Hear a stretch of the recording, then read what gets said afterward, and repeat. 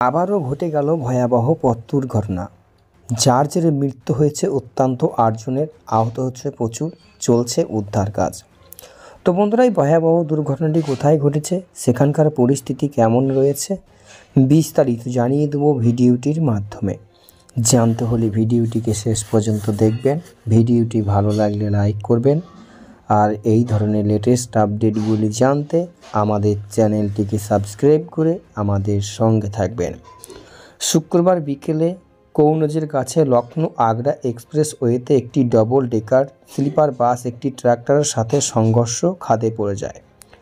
দুর্ঘটনায় বাসে থাকা ৮ যাত্রী ঘটনাস্থলেই মারা যায়। আহত হয়েছে আরও ১৯ জনের বেশি। জানা গিয়েছে, বাসটি লখনৌ থেকে দিল্লি যাচ্ছিল। দ্রুতগামী বাসটি সামনের ইউপিডিএ ওয়াটার স্প্রিংকলার ট্যাঙ্কারের সাথে ধাক্কা খেয়ে উল্টে যায়। দুপুরে বাস চালকের ঘুমের কারণে এই মর্মান্তিক দুর্ঘটনা ঘটে। জলশক্তিমন্ত্রী স্বাধীনদেব সিং দুর্ঘটনার পর ঘটনাস্থলের পাশ দিয়েই যাচ্ছিলেন। তিনি তার কভনায় থামিয়ে আহতদের জন্য বাসে করে সরিয়ে নিয়ে যান। দুর্ঘটনার বিষয়ে ইউপিইডিএ জেলার অন্যান্যরা ঊর্ধ্বতন কর্মকর্তাদের খবর দেন তিনি। কৌনজের সাগরাবা থানা এলাকায় আউরিয়া সীমান্তের মিশ্রবাদ গ্রামের কাছে দুর্ঘটনা ঘটে। দুর্ঘটনার পরে আশেপাশে গ্রামবাসীরা ঘটনাস্থলে ভিড় করতে থাকে। বেশ কয়েকটি থানার পুলিশও ঘটনাস্থলে উপস্থিত হয়। এসপি জানিয়েছেন, দুর্ঘটনায় ৮ জনের মৃত্যু হয়েছে, আহত হয়েছেন আরও ১৯ জন যাত্রী। নিহত আহতের বেশিরভাগই লখনৌ আশেপাশের জেলার বাসিন্দা, যারা কর্মসংস্থানের জন্য দিল্লি যাচ্ছিলেন। ঘটনাস্থলে উপস্থিত হয়েছেন কৌনজের ডিএম সুভ্রান্ত কুমার শুল্কা, এসপি অমিত কুমার আনন্দ, তিওয়ারা বিধায়ক কৈলাস রাজপুত।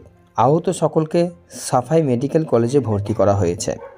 কৌনজের এসপি অমিত কুমার আনন্দ বলছেন, দুপুর ২টোর দিকে সাগরাবা এলাকায় এক্সপ্রেসওয়েতে একটি জলের ট্যাঙ্কারের সঙ্গে বাসটির সংঘর্ষের সময় দুর্ঘটনাটি ঘটে।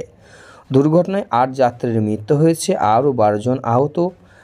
সাফাই মেডিকেল কলেজে চিকিৎসাধীনে রয়েছে। অন্যান্য যাত্রীদের অন্য বাসে করে গন্তব্যে পাঠানো হয়েছে।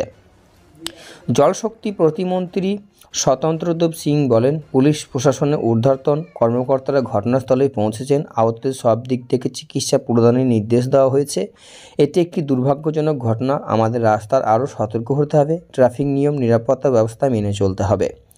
তো বন্ধুরা, এই ছিল আজকের লেটেস্ট আপডেট। ভিডিওটি ভালো লাগলে লাইক করুন, চ্যানেলে প্রথমেই থাকলে চ্যানেলটিকে সাবস্ক্রাইব করে